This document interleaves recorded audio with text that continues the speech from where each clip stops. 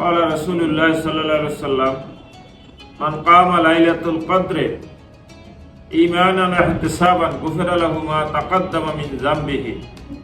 আল্লাহ রাসূল বলেছেন যে লাইলাতুল কদরে ঈমান এবং ইহতিসাবের সাথে ইবাদত বন্দেগী করবে, আল্লাহ তার পূর্বের সমস্ত গুনাহ মাফ করে দিবেন।